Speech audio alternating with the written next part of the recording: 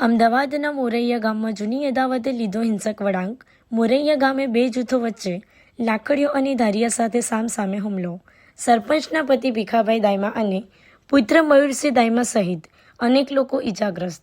1.5 વર્ષ જૂની નાણાકીય લેવડ દેવડ મામલે વિવાદ ઉગ્ર બન્યો. ગ્રામ પંચાયત કચેરી સામે સર્જાઈ હિંસક અથડામણ. બંને પક્ષના લોકોને ઇજાઓ, કેટલાકને અમદાવાદ સારવાર માટે રિફર કરાયા. ઘટનાના સીસીટીવી ફૂટેજ આવ્યા સામે. ચાંગોદર પોલીસનો કાફલો સ્થળ પર દોડી આવ્યો. એફએસઆર ટીમને બોલાવી તપાસ શરૂ. હુમલાખોરોની ઓળખની કાર્યવાહી હાથ ધરાઈ. ગામમાં તકદીલીનો માહોલ. પોલીસનો ચુસ્ત બંદોબસ્ત ગોઠવાયો. તો શરૂઆતમાં શું થયું હતું ને ત્યારબાદ શું થયું?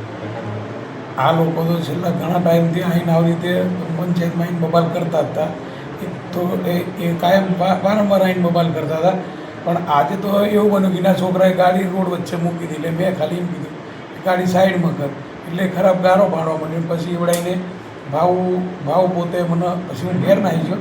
ભાવ પોતે ફોન કરીને બોલાવ્યો કે આવો તમે પંચાયતમાં તમારા ટાંકા ભાગી જ નાખવાના છે, તમને જાનથી મારી જ નાખવાના છે. એટલે એને 2-3 ફોન કર્યા મને. પછી અમારે થોડું વૃક્ષારોપણના માટે ખાડા કર્યા હતા ને એના અનુસંધાનમાં મિટિંગ બોલાવવાની હતી.